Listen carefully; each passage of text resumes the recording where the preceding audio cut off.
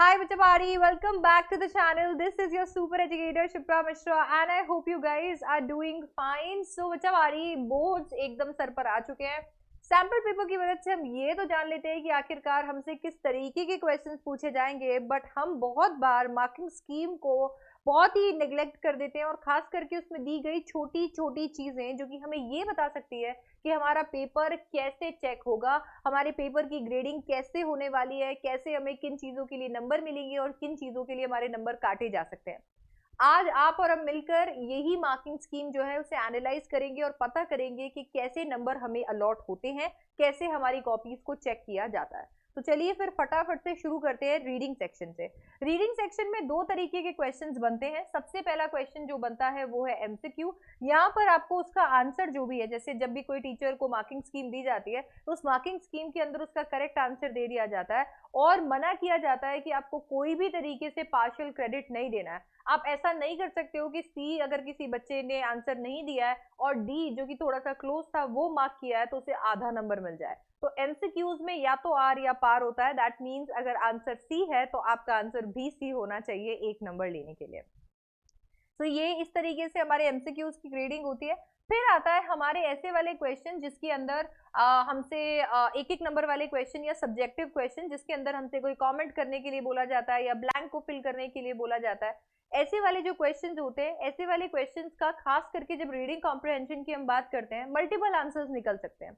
बहुत सारे आंसर्स बहुत सारे लोगों की नजरों में हो सकते हैं एंड दैट इज वाई यहाँ पर बोल दिया जाता है कि आपको क्या क्या आप जो है एक्सेप्ट कर सकते हो एज एन आंसर, आप क्या क्या एक्सेप्ट कर सकते हो वो बता दिया जाता है. ये भी बता दिया जाता है कि अगर इनमें से अगर कुछ भी नहीं लिखा है बच्चों ने पर इससे मिलता जुलता कुछ भी लिखा है तो उसके नंबर भी बच्चे को मिलने चाहिए.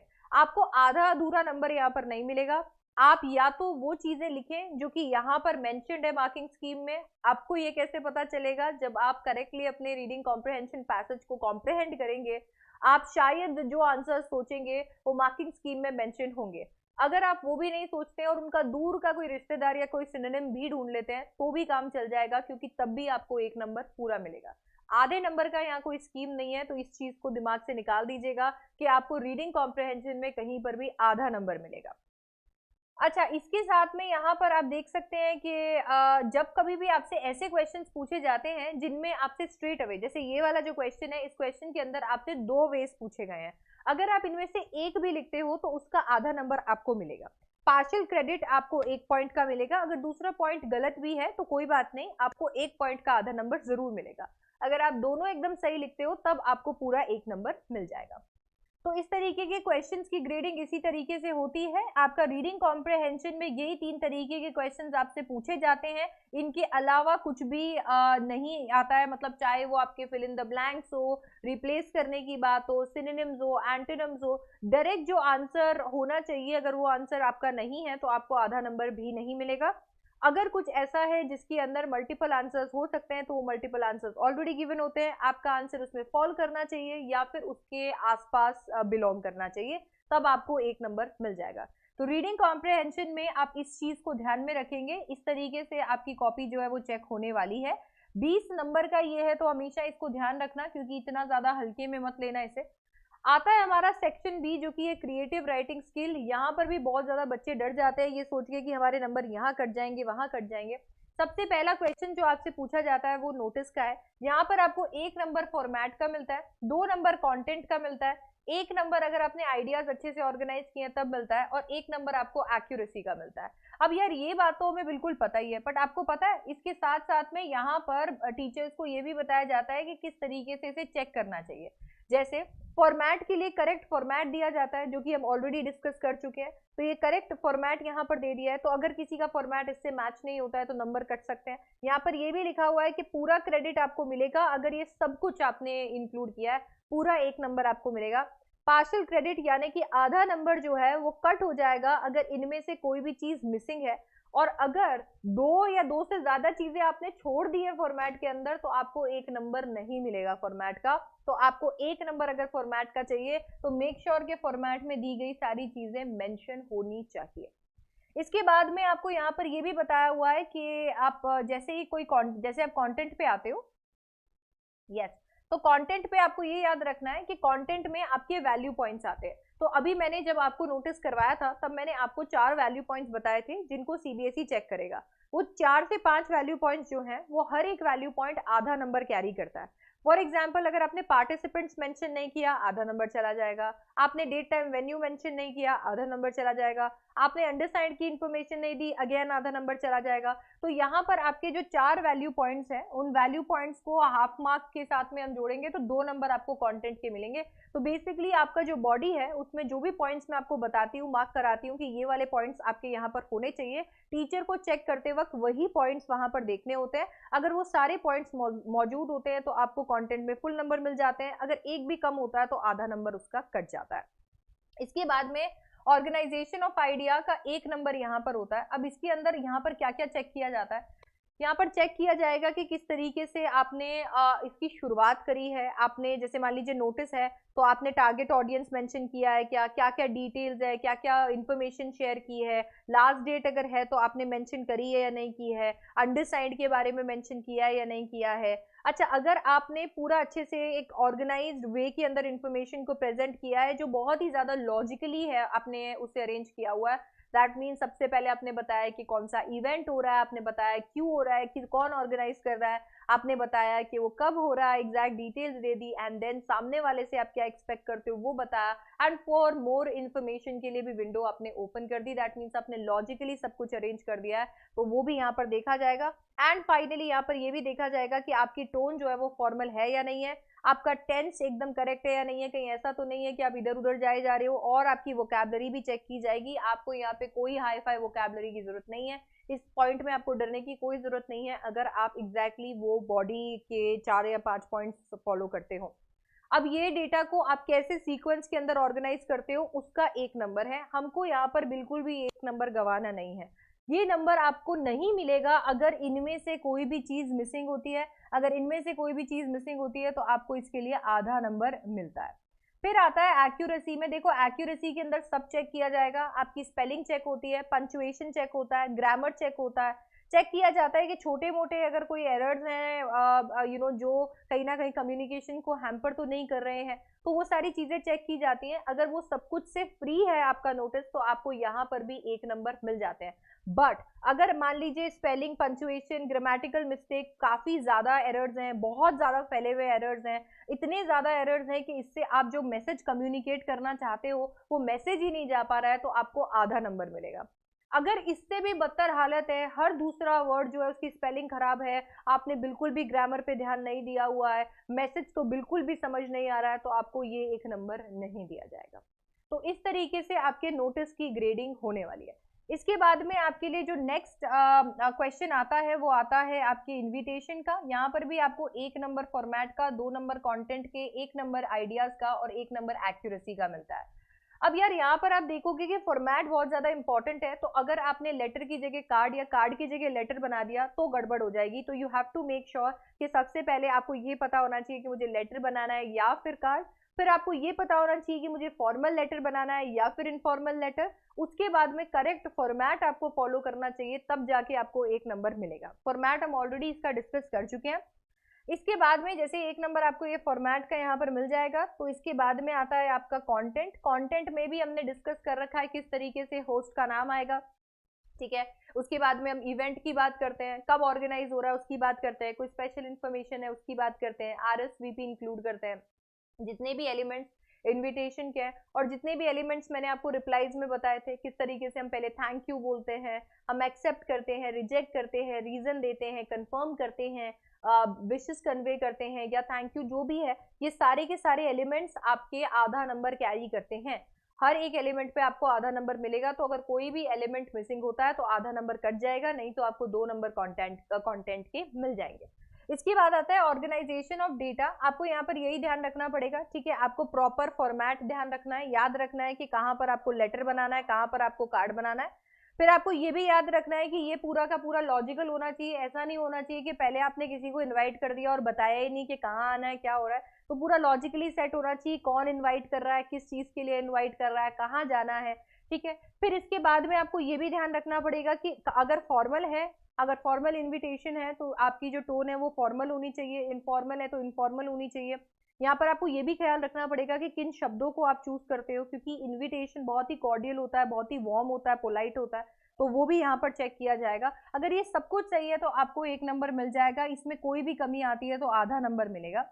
एक्यूरेसी का 1 नंबर आपको तब दिया जाता है जब स्पेलिंग, पंचुएशन, ग्रामर वगैरह सब कुछ ठीक हो। अगर आप पेटेंट बॉडी को फॉलो करते हो तो ये प्रॉब्लम आपके लिए नहीं आने वाली है। अगर इसमें आपकी थोड़ी बहुत भी, जो भी बच्चे ऐसे सोचते हैं कि मैम मेरा ग्रामर थोड़ा सा हिला हुआ है, थोड़ा सा स्पेलिंग इधर उधर हो जाता है, अगर थोड़ा बहुत भी इधर उधर स्पेलिंग हो रहा है तो भी चल जाएगा। बहुत मैसिव हो रहा है तो आपको आधा नंबर मिल जाएगा, समझने में ही नहीं आ रहा है तो बिल्कुल नंबर नहीं मिलेगा। कौन सा? 1 नंबर एक्यूरेसी का, 1 नंबर एक्यूरेसी का, बाकी सब आपको मिल रहा है, ठीक है। अब ये हो गया। इसके बाद में आपका जो नेक्स्ट क्वेश्चन आपसे पूछा जाता है वो लेटर के लिए पूछा जाता है। यहाँ पर भी आपको सेम 1 नंबर फॉर्मेट का, 2 नंबर कंटेंट के, आइडियाज को ऑर्गेनाइज करने का 1 नंबर और 1 नंबर एक्यूरेसी का मिलता है। फॉर्मेट आपके फॉर्मल लेटर का फॉर्मेट ही रहेगा। आपको फॉर्मल लेटर का फॉर्मेट स्ट्रिक्टली अबाइड करना पड़ेगा when it comes to letter to the editor. और जॉब एप्लीकेशन के अंदर cover letter as well as biodata यहाँ पर चेक किया जाएगा। आपको ये भी बता देती हूँ कि यहाँ पर जब कंटेंट है तो कंटेंट के 2 नंबर आपको तब मिलेंगे जब आपने सारे पॉइंट्स को इंक्लूड किया है और आपने पूरी तरीके से आइडियाज को डेवलप किया है। सारे पॉइंट्स को इंक्लूड किया है का मतलब क्या है, जो मैम बार बार आपको बोलती रहती है कि आप एक नहीं तो 2 बार एक बार क्वेश्चन पढ़िए पर क्वेश्चन में कुछ मिस नहीं होना चाहिए, वो ऐसा ही है। देखो यार, क्वेश्चन आपको सिल्वर प्लेटर पे नहीं बोलता है कि ये भी इंक्लूड करो, ये भी इंक्लूड करो। जब आप क्वेश्चन को पढ़ते हो तो वहां पर आपको कुछ इन्फॉर्मेशन मिलती है, वो इन्फॉर्मेशन सीधी तरीके से नहीं, बट सीबीएसई चाहता है कि आप उन्हें अपने आंसर के अंदर इंक्लूड करें। अगर सारे बातों को आपने इंक्लूड किया है और आपके यहाँ पर जो वैल्यू पॉइंट्स आपको दिए जाते हैं, जो कि मैंने बता रखा है इंट्रोडक्शन, डिटेल और कंक्लूजन में क्या क्या आएगा, अगर वो आप इंक्लूड करते हो, साथ ही साथ में आपने उसे अच्छे से एकदम क्लियरली में लिखा हुआ होता है, तो आपको 2 नंबर कंटेंट के मिल जाते हैं। 1.5 नंबर मिल जाएगा अगर आपने एक आध पॉइंट आपका छूट गया है पर ठीक है, डेवलपमेंट अच्छा है। 1 नंबर मिलेगा अगर कुछ भी नहीं, थोड़े बहुत पॉइंट ही लिखे हैं, बाकी सब छूट गया है। आधा नंबर मिलेगा जब कुछ भी नहीं लिखा है, सिर्फ कुछ भी बस पकड़ा दिया है तो। ठीक है, तो ये कंटेंट हो गया। इसके बाद में आएगा आपके आइडियाज का ऑर्गेनाइजेशन। अगेन इसका वैसा ही रहने वाला है, आपको यही ध्यान रखना पड़ेगा कि फॉर्मल लेटर है तो फॉर्मल लेटर के लेआउट के अंदर, फॉर्मेट के अंदर ये होना चाहिए। हर चीज चेक की जाएगी, चाहे वो एड्रेसेस हो, सैल्यूटेशन हो, सब्सक्रिप्शन हो, एंडिंग हो, सब कुछ याद रखना है कि आपको इसे logically, again introduction, detail, conclusion के अंदर इसको सेट करना है। अगर ये इंट्रोडक्शन, डिटेल, कंक्लूजन में सेट नहीं होगा तो 1 नंबर आप यहाँ पर भी गवा देंगे। आपके फॉर्मल लेटर्स है तो टोन काफी फॉर्मल होनी चाहिए। याद रखना है कि आपको कुछ एक सेंटेंसेस जो यहाँ पर फिक्स होते हैं जॉब एप्लीकेशन या लेटर टू एडिटर में, उन्हें मिस नहीं करना है। अगर हम बात करते हैं बायोडेटा की, तो बायोडेटा भी यहाँ पर चेक किया जाएगा और बायोडेटा के अंदर मैंने आपको 4 पॉइंट्स बताए थे। आप उनके अंदर चाहे कितने भी पॉइंट लिखिए नहीं लिखिए, वो 4 पॉइंट्स मिस नहीं होने चाहिए, तो वो भी यहाँ पर चेक किया जाएगा कि आपने वो डेटा के अंदर सब कुछ डाला है कि नहीं डाला है। फाइनली आती है आपकी एक्यूरेसी। अगेन आपकी स्पेलिंग, पंचुएशन एंड ग्रामर यहाँ पर चेक की जाएगी। तो इसकी मदद से हमें ये पता चल गया कि हमें किस चीज में नंबर मिलेंगे जब हम लोग लेटर्स बनाते हैं, तो क्या क्या चीजें होंगी जो चेक की जाएंगी। इसके बाद में आता है आपका आर्टिकल या रिपोर्ट। यहाँ पर फॉर्मेट काफी आसान है, सिर्फ और सिर्फ टाइटल और बायलाइन का खेल है सारा, तो आपको 1 नंबर आपके फॉर्मेट का मिलेगा।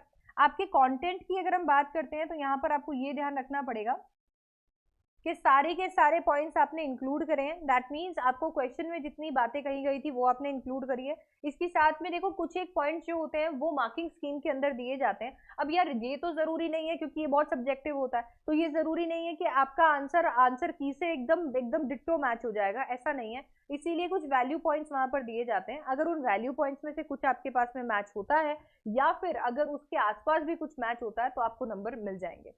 ठीक है, इसके बाद में अच्छा ये मेरे को कैसे पता चलता है, ये मेरे को तब पता चलता है जब मैं क्वेश्चन को अच्छे से रीड करती हूँ, तो मुझे पता चल जाता है सीबीएसई मुझसे क्या एक्सपेक्ट कर रहे हैं। अब फाइनली इसके बाद में आपको और डेटा को ऑर्गेनाइज करना है, तो आपको ये ध्यान रखना पड़ेगा कि आप आर्टिकल लिख रहे हो या फिर आप रिपोर्ट लिख रहे हो, दोनों के अंदर टोन थोड़ी अलग होती है, दोनों को लिखने का तरीका अलग होता है। आर्टिकल के अंदर जहां पर आप कोशिश करते हो किसी भी कह सकते हैं इंफॉर्मेशन या किसी भी एक टॉपिक के ऊपर अपना अपना ओपिनियन देने की, या आप क्या सोचते हो वो देने की, फैक्ट्स के साथ किसी बात को प्रूव करने की। वहीं पर रिपोर्ट एक इंसिडेंट्स के लिए होता है जो पास्ट में हो चुका है और उसको अभी आप रिकॉर्ड करने की कोशिश कर रहे हो। तो दोनों में टोन का फर्क आ जाएगा, दोनों के अंदर इनको प्रेजेंट करने का फर्क आ जाएगा, दोनों का लेआउट थोड़ा अलग होगा। इंट्रोडक्शन, डिटेल और कंक्लूजन दोनों का सेम रहेगा, बट आइडिया डिफरेंट है। ये आइडिया यहाँ पर चेक किया जाएगा कि वो कैसे आपने ऑर्गेनाइज किया है। कहीं ऐसा तो नहीं है कि आर्टिकल और रिपोर्ट में कोई अंतर ही नहीं है, ठीक है। इसके बाद में हम लोग यहाँ पर ये देख सकते हैं कि एक्यूरेसी के अंदर भी हमें स्पेलिंग में और पंक्चुएशन और ग्रामर जो है वो चेक किया जाएगा। अब जब ये हो गया है तो इसके बाद में हम लोगों के लिए क्या है, सीधे हम लोग आ जाएंगे हमारे लिटरेचर सेक्शन पे। अब हमारा लिटरेचर सेक्शन की अगर हम बात करते हैं, ये रहा। अब इसके अंदर जहां पर हम लोगों को मिल रहा है हमारे एक्सट्रैक्ट बेस्ड एमसीक्यूज, वहां पर तो स्ट्रेट अवे आंसर आपको दे दिया जाएगा। अब ये जो आंसर है, इस आंसर से आपका आंसर मैच होता है, क्योंकि एमसीक्यू है, ABCD है और कुछ है नहीं, इससे मैच होता है तब तो नंबर मिल जाएगा, नहीं तो नहीं मिलेगा। अगर यहाँ पर आपको कहीं पर भी ऐसा क्वेश्चन दिया जा रहा है जो कि एमसीक्यू नहीं है, सब्जेक्टिव है, 1 वर्ड में लिखना है, 20 वर्ड्स में लिखना है, तो ऐसे में या तो आपका जो इसके अलावा अगर कोई आंसर नहीं हो सकता तो स्ट्रेट अवे आंसर दिया हुआ है। अब इसके अलावा अगर आपने कुछ भी लिखा तो 0 मिल जाएगा। बट अगर कोई एक ऐसा क्वेश्चन है जिसके मल्टीपल आंसर्स हो सकते हैं, जैसे कि यहाँ देखो, जिसके मल्टीपल आंसर्स हो सकते हैं, मैनिपुलेटेड, फूल, ड्यूब्ड, ये मल्टीपल आंसर्स हैं, तो जिनके मल्टीपल आंसर्स हो सकते हैं तो वहां पर ये बोल दिया जाता है कि इन तीनों में से या तो कुछ लिखा हुआ हो या फिर इनसे मिलता जुलता अगर कुछ भी हो तो उसे हम एक्सेप्ट करें। अच्छा, तो ये यहाँ पर ऐसी चेकिंग इसकी तो होने वाली है, तो आपको ध्यान रखना है कि जहां पर एक ही तरीके का आंसर हो सकता है, इसके अलावा कुछ नहीं हो सकता है, वहां आपको नंबर नहीं मिलेंगे अगर वो नहीं लिखा है तो, है ना। तो ऐसे मत सोचना कि कुछ भी लिख दूंगा अपने हिसाब से तो सब सही हो जाएगा। अच्छा, एक चीज मैं आपको और बताना चाहती हूँ जो मैंने बहुत सारे बच्चों के अंदर नोटिस किया है, और वो पता है क्या है, कि कभी कभी आप लोग ये नहीं देखते हो कि कौन सा वर्ड कहाँ से फिल करना है। कभी कभी वर्ड को एक्सट्रैक्ट से फिल करने की बात हो रही होती है और आप वो चीज पढ़ते ही नहीं हो, आप उस वर्ड को फिल, मतलब वहां पे ब्लैंक को फिल तो कर देते हो, पर उस ब्लैंक को फिल करते हो किसी भी इधर उधर के वर्ड से। आप ये नहीं देखते हो कि इसे एक्सट्रैक्ट से फिल करना था। तो मेक श्योर कि आप इस क्वेश्चन को अच्छे से करें फिर। अच्छा, इसके बाद में आते हैं आपके सब्जेक्टिव क्वेश्चन। यहीं पर सबसे ज्यादा परेशानी है। अगर हम सब्जेक्टिव क्वेश्चंस की बात करते हैं तो सबसे पहली प्रॉब्लम तो यहाँ पर यह है कि ये क्वेश्चन नहीं है डायरेक्ट, ये क्वेश्चंस एकदम अलग हैं। ये क्वेश्चंस में थीम की बात की गई है, कमेंट करने के लिए बोला है, स्टेटमेंट पे जस्टिफाई करने के लिए बोला है, किसी क्लेम को रिलेशंस ड्रॉ करने के लिए बोला है, तो इसीलिए ये थोड़े से अलग है। अब आप यहाँ पर देखोगे कि जैसे मान लीजिए पहला क्वेश्चन आपके सामने आ चुका है, you realise the true value of a thing only on losing it, comment on this statement in the light of the story the last lesson. अब आपको एक स्टेटमेंट यहाँ पर दे दी है, अब आपको लास्ट लेसन के अंदर ये जो स्टेटमेंट है इसको लास्ट लेसन से वैलिडेट करना है कि लास्ट लेसन के अंदर ऐसा कुछ हुआ था क्या, एंड फाइनली वो इंसिडेंट्स यहाँ पर लिखना है। अब यार अगेन ये वाला जो आंसर है आपके साथ में मैच करेगा ये जरूरी नहीं है, बट आपको यहाँ पर ना वैल्यू पॉइंट्स दिए जाते हैं, और भी लिखा है उन्होंने, तो यहाँ पर वैल्यू पॉइंट्स दिए जाते हैं, या तो इनसे मैच करना चाहिए या इसके आसपास मैच करना चाहिए। नंबर कैसे मिलते हैं, award 1 mark for inclusion of both the loss and the impact of any one of the 2 value points given, and half mark only the impact, only if the impact is listed। अब यहाँ पर क्या होता है कि कोई भी जो एक क्वेश्चन होता है उसके अंदर एक हिडन क्वेश्चन इन्होंने डाल रखा है। जब भी मेरे पास बच्चे आते हैं और वो कहते हैं मैम आप इंट्रोडक्शन, डिटेल और कंक्लूजन की बात करते हो, पर इतना सब कुछ हमें नहीं लिखना होता है, हमें टू द पॉइंट लिखना होता है, इतना सब हम हर एक क्वेश्चन में कैसे लिखेंगे। और मैं यही बात हर बार आप लोगों को समझाने की कोशिश करती हूँ, क्वेश्चन में हिडन होता है, आपको कभी कभी वो चीज समझ में नहीं आती है, और अगर आप वो नहीं लिखते हो तो आधा नंबर कट जाता है। अब यहाँ पर कहीं पर भी लिखा हुआ नहीं था कि इम्पैक्ट, लूजिंग, इस दोनों बताना है आपको। हो सकता है कि आप बस यू गॉट कैरिड अवे और आपने अपने हिसाब से कुछ भी लिख दिया, पर ये आपको ध्यान रखना पड़ेगा कि जब आप इसका इंट्रोडक्शन, डिटेल और कंक्लूजन के अकॉर्डिंग इसे फ्रेम करेंगे तो अपने आप ही वो इम्पैक्ट और लॉस आ ही जाएगा, बिकॉज वो फ्रेमिंग में वही मैंने आपको सिखाया। तो आप ये एक नंबर आराम से सिक्योर कर पाओगे, जबकि अगर आपने वो नहीं किया, एक भी एस्पेक्ट मिसिंग है, तो आधा नंबर ही मिलेगा। अच्छा, इसके बाद में आपको कंटेंट का यहाँ पर ऐसे बताया हुआ है, इसके बाद में आपको ये बताया है कि भाई आपने कैसे इसको ऑर्गेनाइज किया हुआ है, आपने यहाँ पर क्या क्या मेंशन किया हुआ है, ठीक है, आपने यहाँ पर अपने पॉइंट को वैलिडेट करने के लिए क्या एविडेंस साइट किया है, वो सबका आपको एक नंबर मिलेगा। अगर वो मिसिंग है तो वो एक नंबर यहाँ से भी कट जाएगा। तो बेसिकली ये चीज आपको यहाँ पर दी जाती है, एक तरफ टीचर्स को वैल्यू पॉइंट्स दिए जाते हैं और दूसरी तरफ उन्हें गाइडेंस दी जाती है कि कहाँ पर आपको नंबर देना है और कहाँ पर मार्क्स जो है वो कटने वाले हैं। इसी तरीके से हर 2 नंबर के क्वेश्चन के अंदर चल रहा है, हर 2 नंबर के क्वेश्चन के अंदर ये चलेगा। तो आपको ये ध्यान रखना पड़ेगा कि जब आप 2 नंबर का क्वेश्चन कर रहे हो, जब आप 2 नंबर का क्वेश्चन कर रहे हो, मैक्सिमम क्वेश्चंस में 2 एस्पेक्ट्स चेक हो रहे हैं। ये टॉप सीक्रेट है और शायद बहुत सारे लोगों को ये पता नहीं होगा, उन्हें लग रहा है कि ये 2 नंबर का क्वेश्चन, क्योंकि सीबीएसई को लग रहा था 1 नंबर के क्वेश्चन से तो पेपर छोटा पड़ेगा, चलो 2 नंबर का बना देते हैं, इसकी वजह से ये 2 नंबर का क्वेश्चन बनाया, ऐसा नहीं है। मैक्सिमम क्वेश्चन जो हम देख रहे हैं उसके अंदर सीबीएसई आपसे 2 एस्पेक्ट्स मांग रहा है क्वेश्चन में, आपके क्वेश्चन के आंसर के अंदर आपसे 2 एस्पेक्ट्स मांग रहा है। तो जब भी ये 2 नंबर के क्वेश्चन करोगे, दिमाग में एक चीज रखना कि यहाँ पर मुझे कोई 2 चीजें मेंशन करनी है, तो क्वेश्चन को वही चीज को दिमाग में रखकर आंसर करने की कोशिश करोगे। इसके बाद में आपको यहाँ पर एग्जैक्टली ऐसा ही मिलने वाला है, आपके 2 नंबर के क्वेश्चन ऐसे ही हैं, या तो 2 पॉइंट्स आगे से मांग लिया जाता है अपफ्रंट, नहीं तो आपको वैसा करना है। इसके बाद आते हैं आपके लॉन्ग आंसर क्वेश्चन, ये हैं आपके सबसे खतरनाक क्वेश्चन। अब ये जो लॉन्ग आंसर क्वेश्चन है, खास करके पैरेलल क्वेश्चन है, यहाँ पर आपको 2 नंबर कंटेंट के मिलते हैं, 2 नंबर एक्सप्रेशन के मिलते हैं और 1 नंबर आपको मिलता है एक्यूरेसी का। जी देखिए, अब यहाँ पर हम बात करते हैं कंटेंट की। अब कंटेंट की अगर हम बात करते हैं तो कंटेंट में मेरे को 2 नंबर तब मिलने वाले हैं जब मैं बहुत ही sustained, clear, well developed personal response देने वाली हूँ टू द टास्क। अगर आपको यहाँ पर अपने व्यूज जो हैं वो कैरी करने के लिए बोला गया है, आपको बताया गया है कि भाई अपने व्यूज यहाँ पर हमें बताइए, तो बिल्कुल आपको, और ये वाले क्वेश्चन ऐसे ही हैं, तो आपने कैसा रिस्पॉन्स किया है वो देखा जाएगा। Well developed and justified arguments, evidences for the character, exactly my point. बहुत बार ऐसा होता है कि आपको लगता है कि लास्ट वाला जो है इसके अंदर समरी चिपका देंगे, बात खत्म हो जाएगी, नहीं। They are going to look for the development of ideas. They are going to look for आपके arguments कितने justified है, आप कौन से थीम को या कौन से थीम को किस कैरेक्टर के साथ वैलिडेट कर रहे हो, आपके आर्ग्यूमेंट क्या कहते हैं, and evidences. This is why reading NCERT is very important. They are going to look for evidences, आप जो कह रहे हो उसके क्या एविडेंसेस हैं, जो टेक्स्ट आपने पढ़ा हुआ उसमें आपने कहाँ वो सारी चीजें देखी है, ये देखा जाएगा। अगर ये सब आपका लिखा हुआ है तब आपको 2 नंबर मिलेगा, कुछ भी कम है तो एक नंबर, आधा आधा नंबर कम होता जाएगा। अब हम जब एक्सप्रेशन की बात करते हैं जहां पर कोहेरेंस और ये लॉजिकल होना चाहिए, तो यहाँ पर आपको 2 नंबर तब मिलेंगे जब आपने, ये अच्छे से सुनिएगा, जब आपने carefully structured content with a beginning, middle and end with highly relevant ideas presented cohesively. आपको ये जो मैं इंट्रोडक्शन, डिटेल और कंक्लूजन के बारे में बताती रहती हूँ, यहाँ उसके 2 नंबर हैं। अगर आपने अपने आइडियाज को बिगिनिंग, मिडिल और एंड के अंदर लॉजिकली प्लेस किया है, तब आपको ये नंबर मिलेंगे। आपको यहाँ पर इफेक्टिव वोकैबुलरी का यूसेज चेक किया जाएगा, क्या आप वो भाषा बोल रहे हैं जो भाषा आप इस तरीके से बात करते वक्त बोलते हैं, या आपने अच्छे वर्ड्स का इस्तेमाल किया है। तो क्या करूं मैम, डिक्शनरी रट के चला जाऊं, कोई जरूरत नहीं है। अगर आप लिटरेचर के जो आपके पेपर के अंदर, मान लीजिए आपके पास में क्वेश्चंस आते हैं, वर्ड मीनिंग्स आते हैं, आपकी एनसीईआरटी के अंदर जो वर्ड मीनिंग मेंशन्ड है, अगर आप वो अच्छे से कर जाते हो, उन्हीं का इस्तेमाल बस यहाँ पर कर लेते हो, खुश हो जाएगा सीबीएसई। आपको रेलेवेंट और एप्रोप्रिएट सेंटेंसेस का इस्तेमाल करना है जो आइडियाज को बताए, इफेक्टिवली कन्वे करे, की फ्रेजेस का इस्तेमाल कीजिए, ये प्रॉब्लम सॉल्व हो जाएगी। ठीक है, ये बहुत ज्यादा जरूरी है। 2 नंबर आपको इसके मिलेंगे।